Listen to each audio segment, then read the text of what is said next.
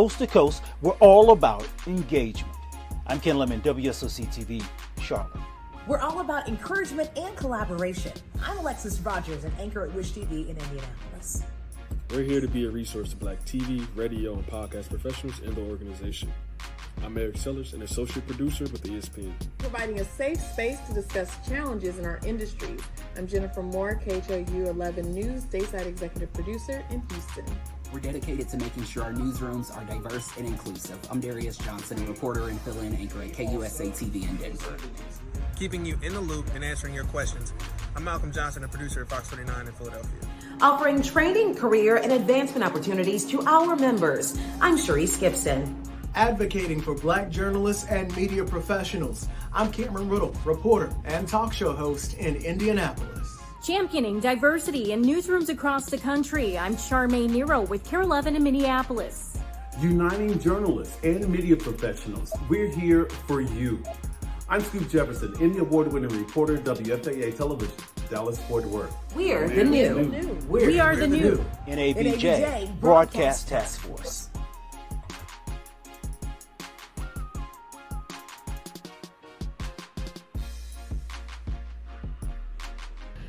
Hey, NABJ Broadcast Task Force family. My name is Alexis Rogers. I am your chair, hailing all the way from Indianapolis, Indiana. I am so excited to be here with you tonight for our power panel. Now, we've been doing these virtual power panels and they've been fabulous. I mean, really amazing. A lot of our members have really liked these because it's helped us strategize. It's helped us stay connected and continue to empower each other in this industry. Tonight is all about making the jump to news director. Maybe you're in leadership. Maybe you have shown leadership qualities, but you just don't know how to put two and two together. Well, that is what this power panel is for. Our panelists are amazing. We know that when news directors have more diverse perspectives and backgrounds, that overall our newsrooms are better for it and our news coverage is even better for it. So that's what tonight is about, to encourage you to be the change that we want to see. And my goodness, do we have a great moderator to help us have an amazing conversation. Ken, why don't you go ahead and introduce our moderator tonight? Thank you, Madam Chair. I am Ken Lemon, NABJ VP of Broadcast and Deputy Director of the Broadcast Task Force. I'm also a reporter here at WSOC TV in the Charlotte region. I am thrilled about the discussion we're going to have here tonight and also excited about the individual who's going to be leading that discussion. He is a treasurer of the Broadcast Task Force. He is also an Emmy Award-winning journalist for WFAA in the Dallas-Fort Worth area. Scoop Jefferson, the floor is yours. All right, thank you and welcome. We are live on Facebook. We want our panelists to know that. And we thank you for joining us. Becoming the lead, making the jump to news director. That is the power panel tonight. And we apologize for the technical issues, but if you're in this business, then you know we have technical issues. Here are our panelists. We have Amy Sullivan, KATV news director in Little Rock, Arkansas. We also have Art Holliday, KSDK news director in St. Louis, Missouri. And we have the VP of news for Tegna, Ellen Crook. Now, I call her news director extraordinary. Why? Because I have worked for several of her news directors, and we are glad to have her with us as well. We are going to do, we're going to jump right into this panel, and we're going to start with giving our panelists an opportunity to share a little bit more about themselves. And we're going to start with Amy. And Amy, first of all, tell us about your first job, your favorite dessert, and what's on your bucket list. What is something you really, really want to do while you're alive? My first job in media as a journalist was a sports reporter and photographer for a small town newspaper in central Louisiana. My favorite dessert is probably creme brulee. My bucket list, to go to Australia. Nice, thank you. Let's go to Art Holliday. Art, give us your first job, your favorite dessert. What's on your bucket list, man? Okay, well, I was racking my brain because it's been many decades since I had my first media job. I believe it was KCOU Radio, the student radio station at the University of Missouri, where I went to journalism school eventually. but I wanted to get some experience in front of a microphone.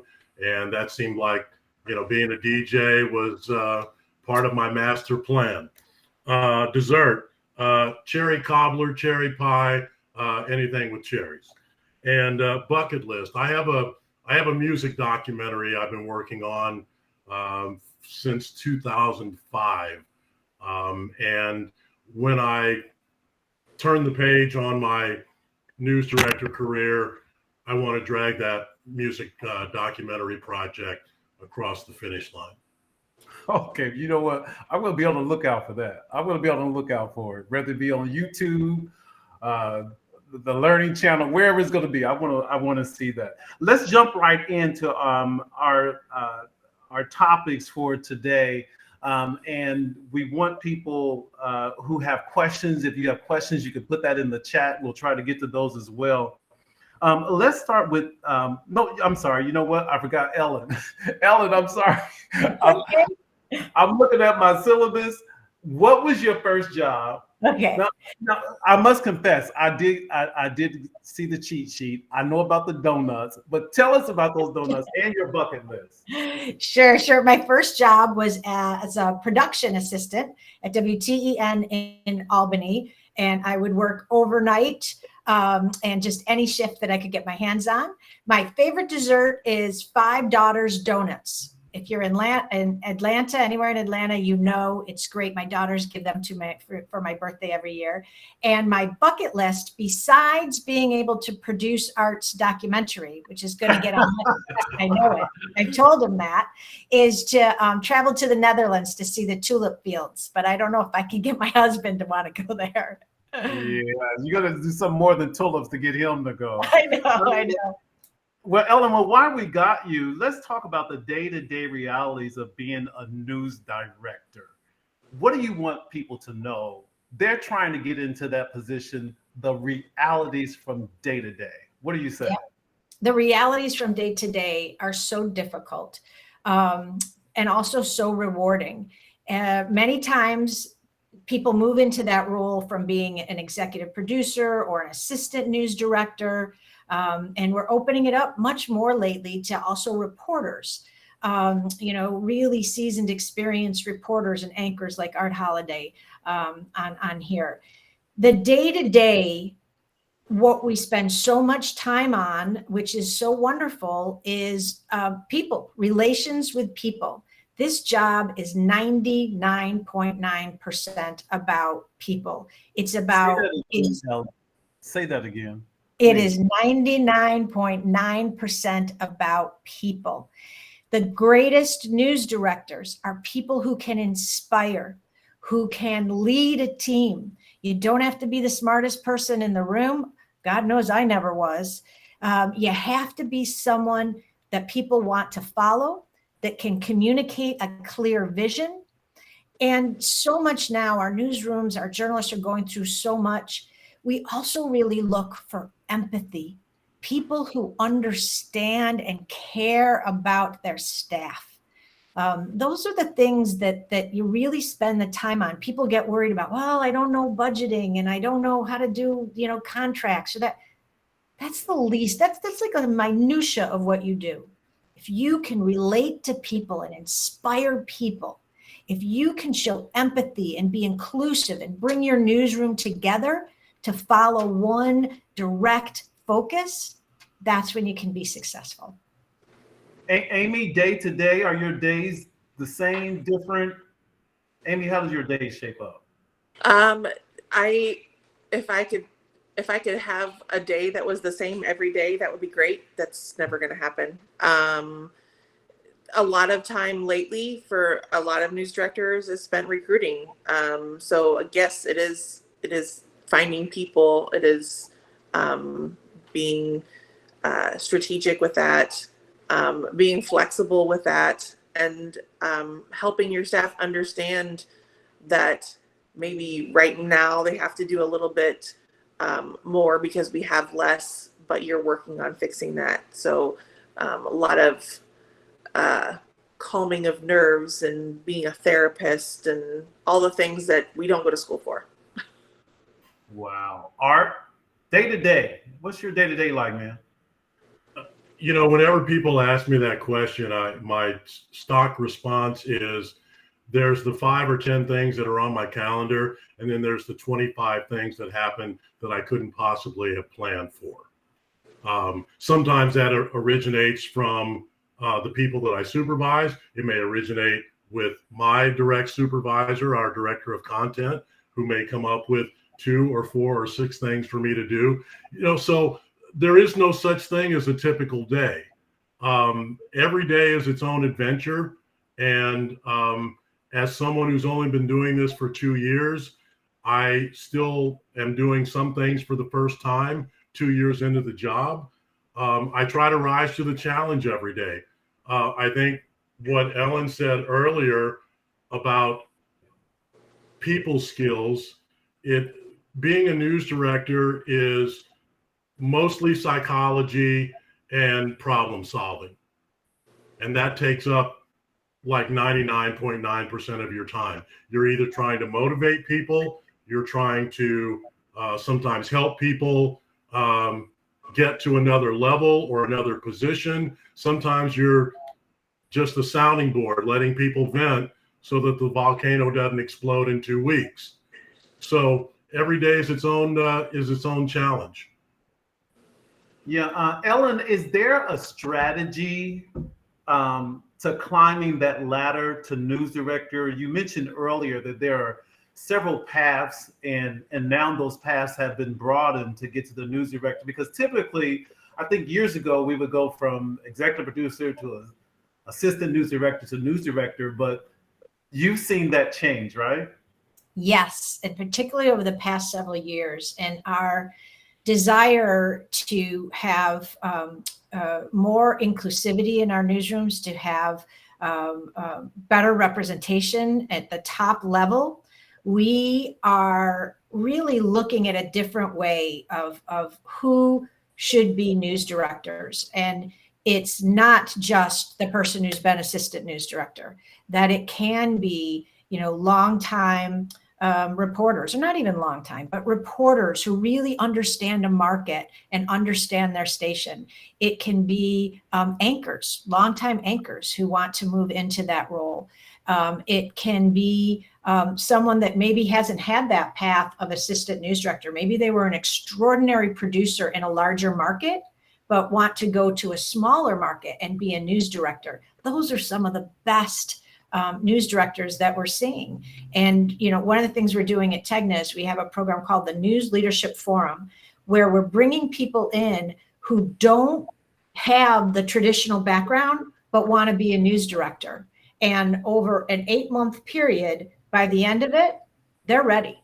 They're ready. And, it's every other week. It's we do it mostly via Zoom, and we get people ready, and then they're on a list and they can move and they become candidates. But that's how companies have to start thinking differently, rather than just looking for people who've gone through the traditional path. Amy, I know some of your staff, and they sing your praises. Did you have a strategy getting into that news director position? I had zero intentions of being a news director, I'll be honest. I had a news director who I was executive producer for, and he told me there was nothing else he could teach me, and I need to go be a news director somewhere.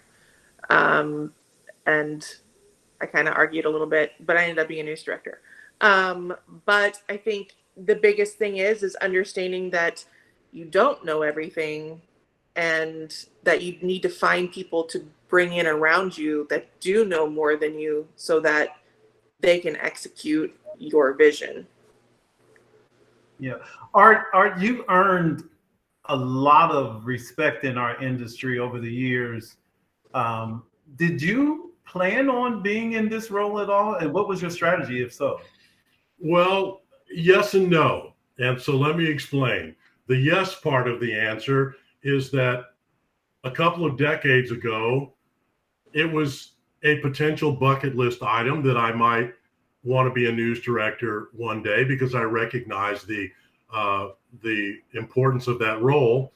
And I mentioned something to my news director at the time, and they created a managing editor position for me when I was anchoring our morning newscast.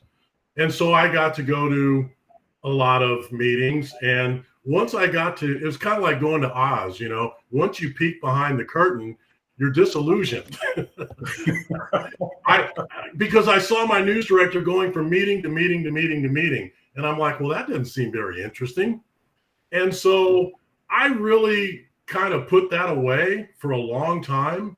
And so it ceased to be a goal. And then about 3 years ago, my boss, Carol Fowler, our director of content, started our monthly check-in phone call with, I have an unusual question to ask you. And that turned out to be the understatement of the decade. She said, would you consider being news director here? And so this went on for like 4 months.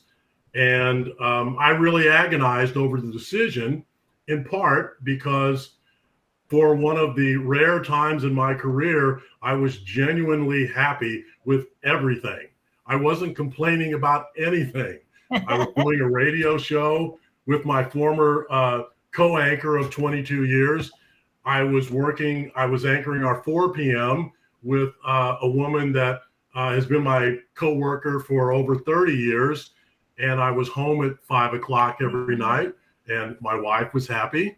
So, there was a lot of good things going on. And I was contemplating retirement because my wife is already retired. So we talk about it a lot. But then I realized that I had a unique opportunity in a newsroom where I'm about to have my 44th anniversary in July. No one questioned whether I cared about KSDK. I had a number of roles and succeeded in all of them. Sportscaster, morning news anchor,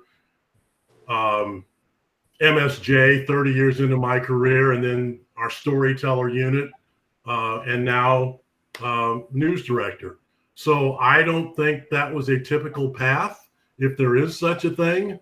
But luckily, we've assembled a great team from the general manager through the director of content, the directors, our managing editor. We've got a really strong team, and a lot of things are going well right now. We have a lot of momentum, and I'm really pleased to be part of that. Yeah, Ellen, when it comes to news director responsibilities, when you look at some of the job postings that are around the country, and you see this list of duties, and we know that those list of duties, the responsibilities go far beyond that. Can you talk about some of the things that you tell news directors or news director candidates about those responsibilities? And do you tell them, this is what you're going to do, don't worry about anything else? Yeah, that's such a good question. And that, one of the things that we find that some news directors get stuck in when they first start is, like Art said, you can be busy all day long with just putting out fires, right? With just, here's a problem here, here's a problem, here's something that we want to put into the rundown. What should we do with this VOSOT? What we advise the news directors, and particularly when I'm talking with them after they get a little settled, right, is I talk to them about climbing up the ladder and looking down into the newsroom versus standing and just seeing all the problems that have to be put out each day. But stepping up metaphorically on top of that ladder and looking down and saying, how can I help this process? How can I improve the process? And while you're up there, also making sure you're watching the product as a viewer, right? Using the product on your phone as a user. What's great? What's not great? What can we improve upon? What do we need to do? So yes, there are a lot of specific things that get listed in a news director's job, but the important part is you need to have that experience. You need to understand it. But if you spend all day just doing those jobs, you're never going to move your newsroom forward. You need to create a staff that gets the jobs done, that you understand and you can help and put processes into place. But your job is to step back and make sure you're experiencing the product like an audience member, that you're watching the processes and the culture in your newsroom and thinking of ways to improve it. If you're really busy all day, and at the end of the day, you can't think of things you've done to move your news product forward, you're not doing it right. Wow. Does your responsibilities, do they grow? Do you get them done in a day? What's on the calendar as far as responsibility that you have to deal with on a day-to-day basis, especially being 2 years into this? Well, I think, and again, the context is we have a lot of veteran leadership in our newsroom at many levels, whether it's the anchor chair, managing editor, our executive producers. So it's rare that my brilliance is really needed on most days because we've got a lot of other very talented leaders in our newsroom. I think right now, looking back on my 2 years in this job, I think my highest use was giving my bosses great choices when it was time to hire. The thing that I found, I mean, this was my theory, but I didn't have a position to test it out until 2 years ago. I always thought if you got enough great people in the room, it's kind of like sports, you know, if you get enough great players on your team, you have a much higher level of success. And even better, if they all get along and like each other and treat each other with respect, you probably have a lot greater chance of success. So I really look for high quality people along with the talent that we all want. And so far we're batting 1,000. All the people we brought into our newsroom are great people. And that's what I'm hearing from our newsroom. And we all know that there's not a tougher crowd in America than a newsroom, right? They will tell you exactly what they think. And so when they're telling you, thank you for hiring all these great people, then you feel like you've really done something important. Beyond that, I try to help people get better. You know, in Market 23, obviously people are talented, but they probably haven't reached their ceiling yet. They probably haven't maxed out yet. So we try to create a culture that helps people get better, especially the ones that really want it. Amy, for your responsibilities that are on the wall, do you get them? Do you get to them? Well, I get to it because if they're there, there's something I have to do every day. I usually try and get those done first because those are the things that you know you have to do that are always going to be there. Because then that gives you time to do the other. It gives you time to talk to your people when they need it. It gives you time to take a look at the product and do those other little things. But if you just keep pushing things off, eventually it'll pile up and it'll get you later. Like annual reviews, they'll get you later. You know, I went to Kentucky to cover Breonna Taylor, and one of Ellen's proteges was the news director there at the time. And I watched her be responsible for everybody on the news team because it was a very volatile time. When it comes to being responsible for the news team, is it just about the news, or do you feel responsible as a news director for making sure that their work-life balance is okay as well? Yeah, I was a news director for 20 years before I took this job. And I had, I was a mom, I had my babies while I was a news director, and I had a station that was so good to me and allowed me to have a work-life balance. And I always said, as I became a news director in other stations, I would pass that on. And you feel fatherly and motherly towards your staff, not just about did they get their story in, but you're concerned about how is their work-life balance? How can we help them? What can we adjust with the schedule? You're concerned about, if they're feeling okay, mentally. You watch your journalists, your photojournalists cover some of the most difficult, horrific stories and witness things that you couldn't ever have imagined, and you worry about them. And I really do think that the greatest news directors do take on that burden of not just what can you produce for me today, but also take on how can I help these journalists get through this difficult profession that we're in. Yeah, Art, do you feel you have to help your news team make sure that their work-life balance is in check? I think that's maybe one of the advantages that I have, is that other than doing weather, I've done all of the on-air jobs in our newsroom. If I have to talk to the sports department, well, I was a sportscaster for 13 years. If I have to talk to our anchors, I was in the anchor chair most of my career. If I have to talk to an MSJ, I was an MSJ and an editor. And I think just based on the feedback that I've gotten the past couple of years, that actually means something to our staff, because I know what it's like to feel the difficulty of turning a dayside story when things aren't going well. I know that frustration. I understand it very well. Sometimes I think it's easier. It's not necessary, but it's easier if you've done a lot of these jobs.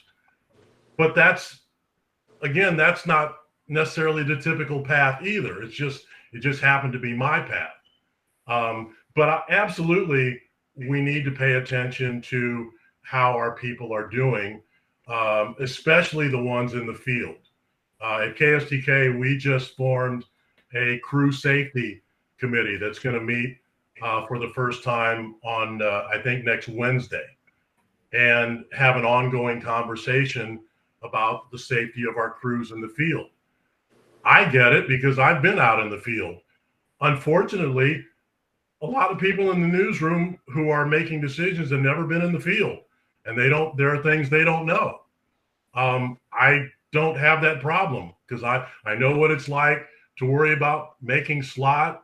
I know how important it is to communicate with my producer when I'm in the field. So all of my experiences are, I get to use them at some point with the people that I work with and supervise. Amy, what do you say to people who want to be a news director, and we're dealing with journalists we've all been through the pandemic. We're all different. So being responsible for that news team and people who have been through the pandemic, obviously you saw that change, right? Right. I think the biggest thing is making sure that people understand that it's okay if you need to take time for yourself. I've been in Little Rock a little bit over a year. When I got here, I made it a point to try and get to know people so that I knew when I saw them, okay, they're not right today. We need to make sure to check on them. And knowing your people and knowing their tells is very important, because you can tell, okay, this person's not having a good day, so we might really need to pay attention to where they're going, what they're doing. A lot of the reporters, producers that I'm hiring are the ages of my two oldest kids. So it's hard to think, okay, if my kid was in this situation, what would I want their supervisor to do? That's kind of where my head goes immediately. But understanding that they need to feel safe to come to you and say, hey, I'm not okay today. I need to take a day. Or can I just not be on this story today because it's really going to take a toll on me? They need to feel comfortable enough to speak up, and you need to make sure that they understand that. Very good. Ellen, people that want to get in this news director path obviously will have questions about compensation. How much money am I going to make as a newsroom leader? Is it worth it? will my pay be tied to bonuses? Will my pay be tied to ratings and shares and successes in my market? What do you say to people about that that's interested in news director? Sure. So advice that we can give you is, obviously it ranges on market size and every company is different. But when you become a news director, it is a chance for you to gain that type of wealth. Not necessarily your base salary. I think what some news directors are surprised by is there will be many on-air people who make more than you. You're their boss, but they're making more than you, right? So your base salary, that's something to just expect. But in many companies, there is a bonus attached. And, in some cases, there's stock options, and that helps to begin, growing your long-term wealth. So those are things that make it worthwhile, and and as you grow, in larger markets, that can increase. Bonuses are usually based on KPIs. KPIs can be your newscast ratings, your digital metrics, and in many stations, it's also about your culture, your inclusivity, how many people you promoted, and look for that. That's a good sign that you're working for a good company if that's part of your KPI. That it's not just the numbers, but it's also about the people. So those are things to look for and ask for as you're going into this role. Art, is the compensation equal to the responsibility to carry as a news director? And I kind of know this answer, but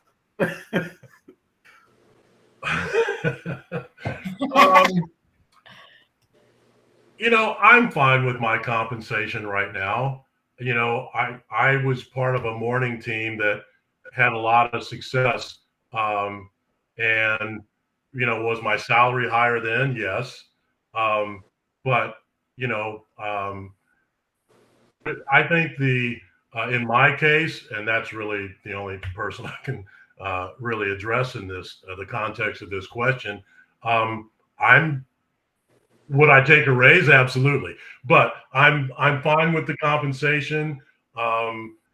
It's just been it's been a remarkable challenge at this stage of my career to go from knowing exactly what to do to many days trying to figure out, okay, what's the best course of action? And oh, by the way, I've never given this one moment of thought before this moment in time. So there's a lot that goes into it. There's a lot of satisfaction. Some of it's financial. But I think if you're chasing dollars and that's your motivation for being a news director, maybe you can make that work.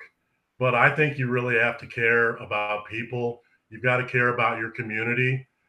You've got to understand that some weeks it's going to be a 7-day-a-week job, and you're constantly on call. I thought St. Louis is my hometown. And even though it wasn't part of the master plan, I'm coming up on 44 years here. For me personally, aside from the money, this was an opportunity to pay it forward. KSTK took a chance on a 20-something back in 1979, a young sportscaster. I think I've repaid it over time, but this is an opportunity to pay it forward and help people the way that people help me. So that was probably much more my motivation than anything. The financial part of it is going to be whatever it is. And then either you say, yes, that's great, or no, that's not enough. But I think you've got to have a much stronger motivation than money. Yeah, Amy, I was going to ask, is this likened to being a school teacher? School teachers don't nowhere get what they deserve pay-wise. I mean, I would always take more money, but it isn't. This isn't a business you get into to become rich. It's just not. Right. when I became a journalist, I became a journalist to be a journalist. And again, I did not want to be a news director. Would I love to have an abundant amount of money in my bank account? Absolutely. But it really isn't a job that you get into for the money. Yeah. And getting ready for this power panel, I talked to several news directors across, and I have a whole new respect for news directors just from those conversations, because I learned a lot more about their job and who they have to work with in the station overall. Because from the outside looking in, you think the news director is just responsible for the newsroom, but then I found out, they have to deal with every department. Ellen, can you start talking about that? Who the news director works with on a daily basis, on a monthly basis, for ratings, and everything else? Sure. So the best stations, our most successful stations, and Art is part of this, are, and Scoop, at your station, you see this, is when there is what we call the one content team. The news director, the marketing director, the digital director are all in sync. And so, yes, you have to work with your newsroom, but you also have to work with your peers to make sure that those three. And what I've seen over the years, the way a news director thinks and the way a marketing director thinks are different, and that's good, but sometimes causes clashes. But it's good that you have those different perspectives. And so, successful news directors have the ability to embrace and get marketing to work to help produce, to help promote your product, to make sure that digital is engaged and a strong voice in your newsroom. And then for bosses, sometimes you have two bosses in a way. You have a general manager, and then you have, pain in the neck people like me at corporate, that also, help champion. We call it champions. We don't lead them. They don't work for us, but we help champion them. But you kind of need to work with both of those things. So it is much more than just managing down to your newsroom. It is managing across and managing up. Yeah, Amy, what's that like for you, going across that board with other departments? Well, I'm in a different company, so ours is a little bit different because our digital person actually does fall under the newsroom. But working with the marketing, creative services, and with sales, I work with sales a lot, and with the chief engineer. As much as I hate to deal with the engineers, but I talk to them almost every day. Art, what about you? I would say that I don't know about every day, but at least probably in the course of a week or multiple times a month, I will interact with other departments. It really kind of varies. We've got a weekly managers meeting, so all of our department heads and news managers are involved in that. It really just kind of depends on what's going on. I might go for weeks without, interacting with IT, for instance. But certainly it's part of it. I mean, this has always been a team sport, right? You always have to depend on your teammates. Nobody can put on a newscast by themselves. So we have to learn how to work together, hopefully.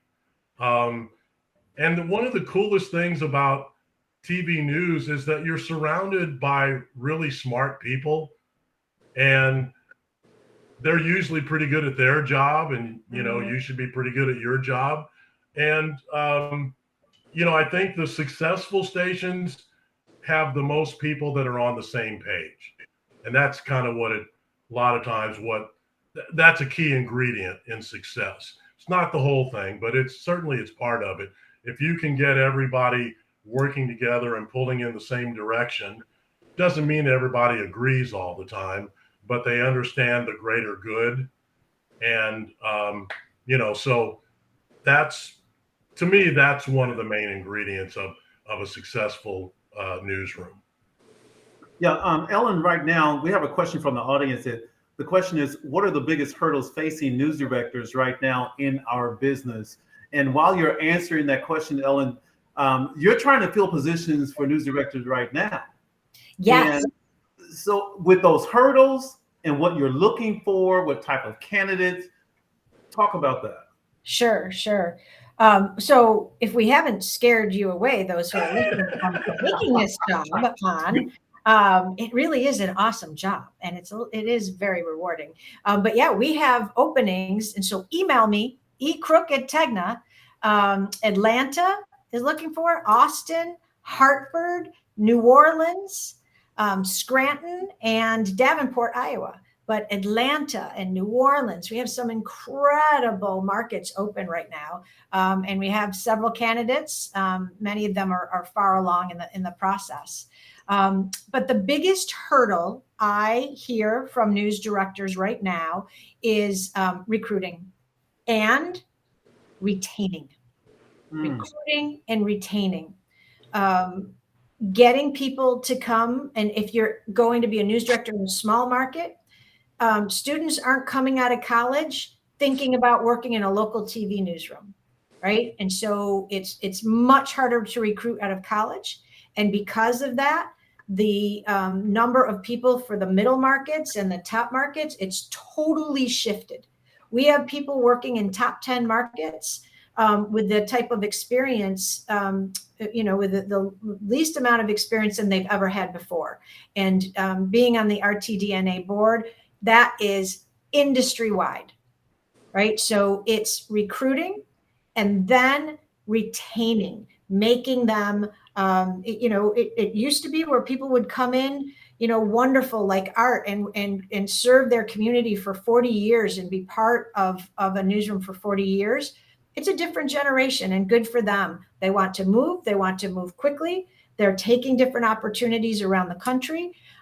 So keeping people inspired, moving up quicker than many of us who've been in the business for a long time are used to.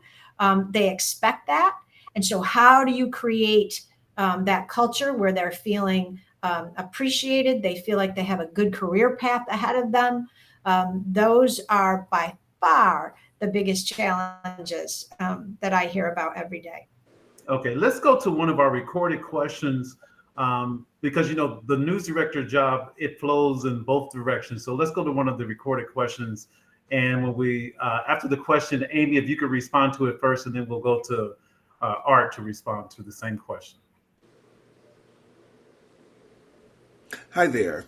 My question is, how much experience should you have to become a news manager, specifically in the area of reporting? Because we hear so often that when you are running a newsroom, there's so many other factors and so many other things that you take into consideration beyond the scope of journalism. So I'd like to know how much experience would be required to ascend to the role of a manager, whether it's a news director or assistant news director, and to what level should you be preparing to transition into that role?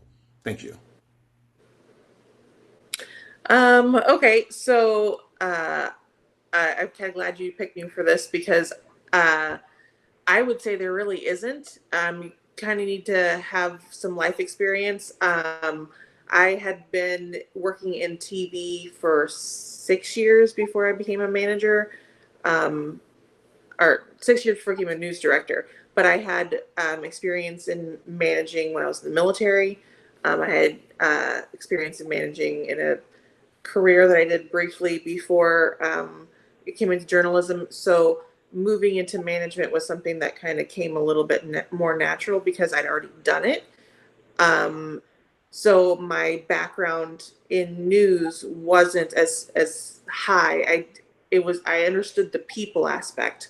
There was still more journalism aspect that I had to experience. So I don't think there's a time limit on where you need to be for a number of years of experience before you ascend to being a manager. I think every situation is so different, but here's what I would say. When I think back on my early years in this business, I wish I had asked more questions. I think as a young person, I thought if I didn't ask questions, no one would question whether or not I knew the answer, right? And nothing, that's faulty logic. So I would say as soon as you think that you want to get into management, start asking questions. You have experts all around you. You have executive producers and assistant news directors and general managers. Have conversations about with them, rather. What is different?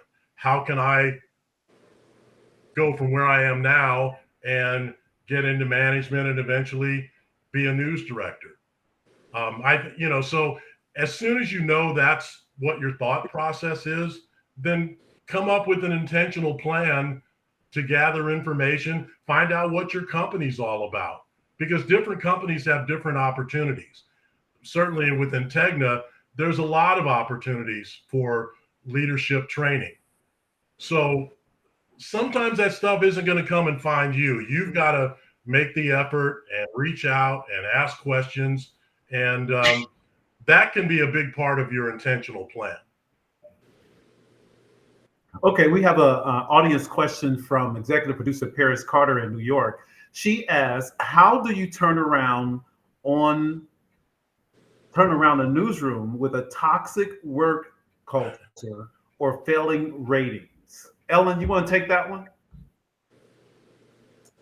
Yeah, wow, that is hard, but you know what? Many news directors across America are walking into that situation or dealing with that situation right away. So I would say that those aren't two different things.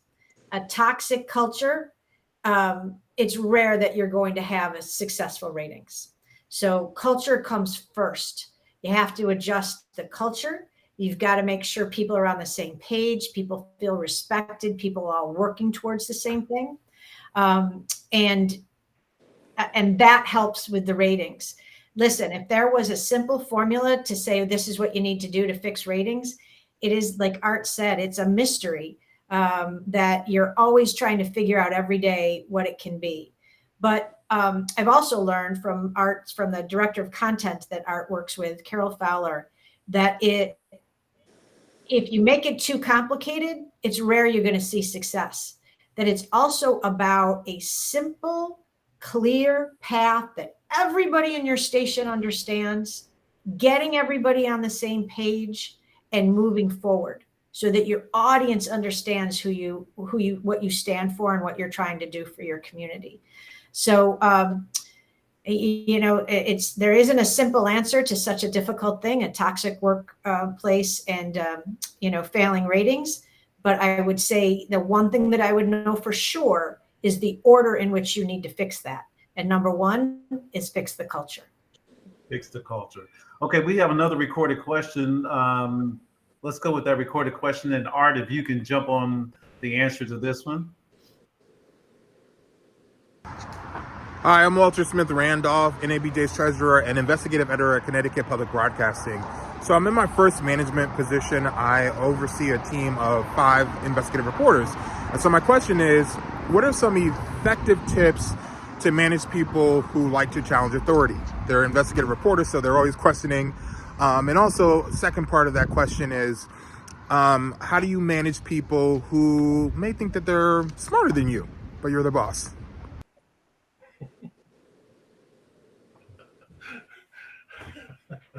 Wow, that was an excellent question. Okay, so tips to manage people. I'm still working on that.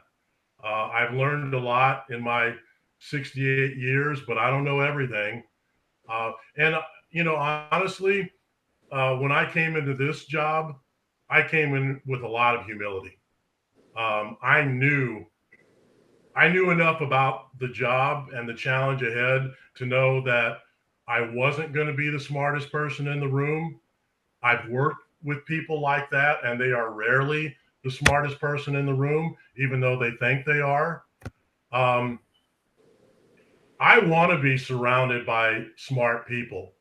That's part of our culture at KSDK is we want people to feel empowered to speak up, whether it's at the editorial meeting, whether it's at staff meetings, whatever's on your mind, whether we agree or disagree, we can make better decisions if we hear from you.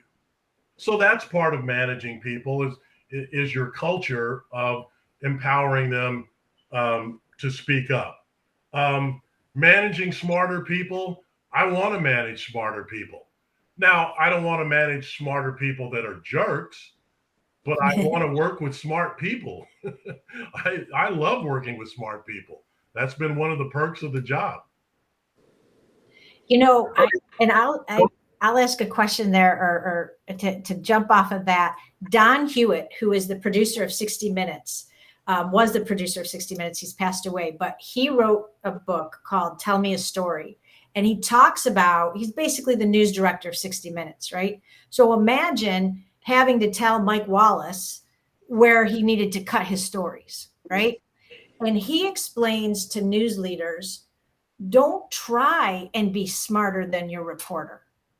Don't try and pretend like you know more about that subject that they've been studying for days or weeks, but to actually embrace the fact that you don't know as much as some of the people you're leading, because what you're representing, who you are representing, is the audience. And so don't be afraid to ask questions of, I don't understand that, or you've confused me, or this. And that great news leaders embrace that they have smarter people than them working, and you represent the audience that may have questions and are hearing a story for the first time.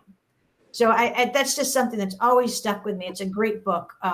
Don Hewitt, Tell Me a Story. Thank you. Ellen, and while we got you, Mike Dunstan wants to know, what's the difference between a news director and a director of content? Because I don't think I've heard the director of content title until I got into Tegna. Sure. And we're still experimenting with it around the country. We have maybe 5 or 6 stations that have it. So it's not, we don't do it across the board everywhere. But a director of content is more visionary, more trying to help with recruiting, vision. The digital director reports to them and the news director reports to them. And the news director runs things day to day. For example, that's the way we are in Cleveland. The director of content is recruiting, working on culture, vision, and the news director is running the day to day. In St. Louis, it's a little bit different. Art, with his great background, really focuses on hiring and culture and employees.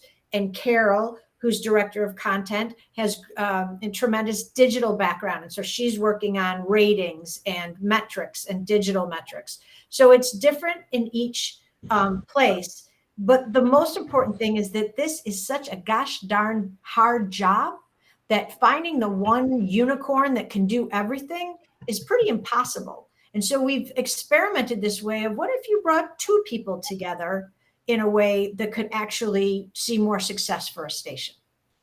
That makes a lot of sense. We have a question from Richard Solomon. And Amy, you could take this one. What advice would you have for a news director coming into a top 50 market? And how can reporters, producers, and anchors help with their transition? I would say that the biggest thing is to get to know everybody. The only way that you're going to be able to transition effectively is to have their support and their buy-in. So when you start moving forward, that you're able to have them all going in the same direction. And Art, if you could take this question from Varian Walton, what are the biggest challenges when it comes to ratings? There are so many options, as we know now with streaming. How do you make your station stand out?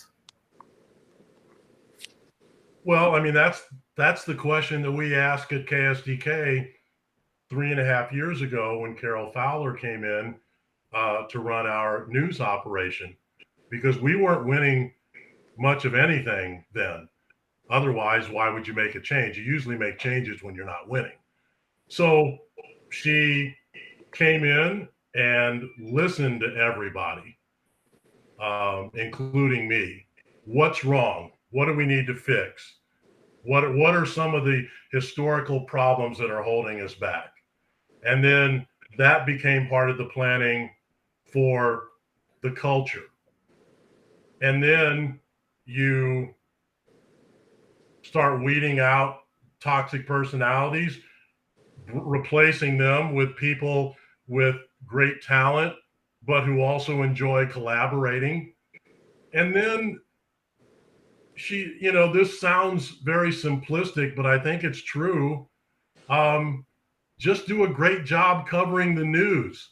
Sometimes we think we're smarter than the audience, and we try to manipulate them. And hey, if you come back in November, we'll really be good. And if you come back in May, we'll really be good. I don't think it works that way anymore. It certainly doesn't in our newsroom. Every month is a ratings period. Whenever we have great stuff, we put it on because we don't know when people are going to be sampling. And if you're holding your best stuff for another month, you might miss an opportunity to grow your audience. And that's usually with consistency. If you're consistently good, you give people more of a reason to watch you on a consistent basis. And so we just try to cover the news. One thing that I don't know how much you want to get into this, but crime, for instance, that's a staple in pretty much every market. But how can you make it more than just scaring people? And so we started talking about how the best crime stories are the next day or the next week, when you go back to the people who were affected by the crime or the people who should be held accountable by the crime, and telling a more nuanced story than the drive-by journalism of crime tape and cops standing around. So we tried to start covering the news in a more meaningful way to make our audience smarter. We tried to hire great people that other people, their colleagues, enjoy working with. And, that and some other things has worked. And, we're number one at 4, 5, 6, and 10 now. 3 years ago, that wasn't the case. And we didn't expect that quick a turnaround. Well, congratulations on that. Ellen, a lot of newsrooms are, MMJs. What is your thought when it comes to our business taking that direction, especially when it comes to safety and, and journalists going out by themselves? Yep. Here's one thing that I know for sure is that Tegna newsrooms are not only MSJs. Right. And that we have to have our newsrooms with a good mix of photojournalists and MSJs. It's troublesome to see some newsrooms who have moved to too many MSJs and not enough photojournalists. An interesting thing that's happening industry-wide, everybody talks about the producer shortage. You can't hire producers. What's the hardest position to fill right now? Photojournalists. Because photographers, people who want to go into photography, and like my niece who goes to Syracuse University is focused on photojournalism. The last thing on her mind is, I'm going to take these photojournalism skills and work at a local television station.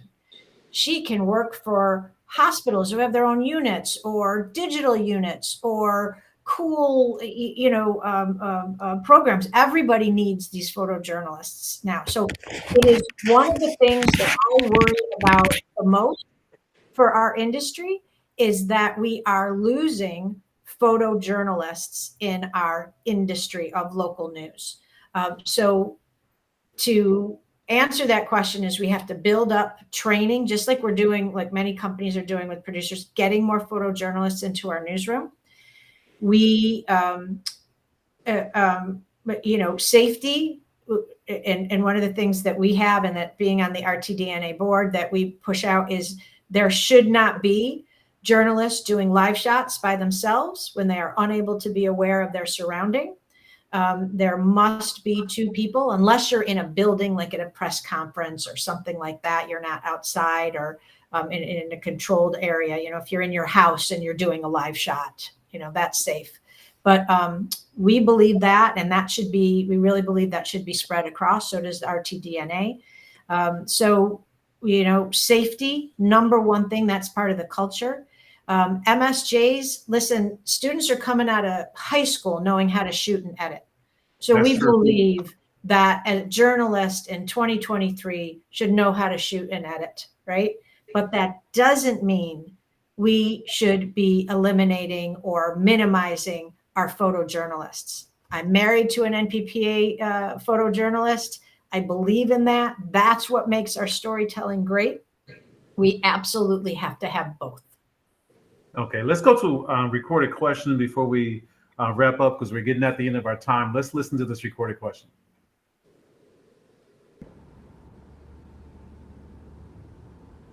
Meteorologist Peter Sherwood in Raleigh, North Carolina with WRAL News. How do you effectively evaluate your leadership? Amy, you want to take that? I would say by the sounds of my newsroom, the sounds of people laughing and enjoying what they're doing and participating. Those, to me, that's the evaluation, and seeing where we're at, coming into a newsroom that was extremely volatile and extremely toxic, seeing people actually enjoying being with each other and talking with each other and having nothing to do with work. That's how I see where we are. What about you, Art? I'm sorry, give me the question again. I think the question was, how do you evaluate your leadership? Is that a concern for you as a news director, what your staff thinks about your leadership? I seek feedback. I want it. I think it's important. I think, one, leaders have to be self-aware. They have to understand themselves, their strengths and their weaknesses. In my case, I've been an introvert all my life. So the fact that I'm even in television is a mystery to me. I had to learn to overcome my own personality to be, to be part of this business. And introverts don't usually go up to total strangers and try to ask them a bunch of questions, And so I still deal with that, and so much of this job is knowing your people. And that's not my natural personality to work the room. So for me, one of the challenges is, just making myself do things that, in meetings, for instance, I'm much more of a listener than a talker, but that drives my boss crazy. So I'm trying to talk more. But evaluating, there's internal evaluations when it comes to news managers, like is your leadership style working in the room? And then the ultimate evaluation is, how is the audience reacting? And those things are related, but they're different. Thank you. You know what? You guys have dropped some very good knowledge during this power panel. I give you a round of applause, and I thank you for taking the time. Sorry about the rocky start, but you know what? We got through it. It happens. It happens. Thank you again for joining us. I'm going to turn it back over to our chair, Alexis Rogers. And again, thank you for doing this. And I want to say to all those who are listening to the webinar. All of our panelists are available to reach out to afterwards, especially if you're interested in applying for some of the jobs that are open. And before you apply for that job, reach out to our panelists, because I'm sure they can give you some advice and lead you in the right direction, especially if you're ready to make that jump to news director. Again, thank you, panelists. Your feedback has been priceless. And I'm going to turn it over to Alexis Roger, our chairperson of the NABJ Broadcast Task Force. My goodness, what a great conversation. A big thank you to everyone that asked questions. A huge thank you to Scoop, Art, Ellen, and Amy. We know that your time is precious, and the fact that you spent it here with us tonight, we thank you for that tremendously. I don't know about you, Kim, but I feel like I got smarter tonight. You know what? I love people who make me feel like I've learned, like I'm a little bit smarter just for sharing the room with them. But we knew they were going to bring it. We really knew it. And they really did that tonight. And the good news is, if you joined us late, or maybe if you didn't get an opportunity to see all of it, this is going to exist for you on this Facebook page. You'll be able to go back, take a look at it, and absorb and learn a little bit more. You know, it's like good food. Just when you think you've come to the end, there's always room for another bite when it's so good like what they put out today. Listen, I like a good leftover, okay? I like a good leftover. Well, if you have any power panel ideas, feel free to hit us up at NABJ Broadcast Task Force at gmail.com or anywhere on our social media platforms, whether it be Twitter, Instagram, or Facebook. Also, be on the lookout. We will have another power panel around the summertime just to get you ready, especially before Birmingham, right, kid? Yeah, and if you talking about summertime and doing anything special, better put Birmingham in. We're going to get an opportunity to meet in person, to caucus, to see everybody, and to enjoy all of your smiles that we can't see right now, but we know you're wearing. So I'm already ready. I've got my registration set. I hope you guys do too. We will see you in Alabama. Remember, everyone, be encouraged. Share, because sharing wealth is really how the wealthy get more wealthy. We'll see you next time. Bye-bye.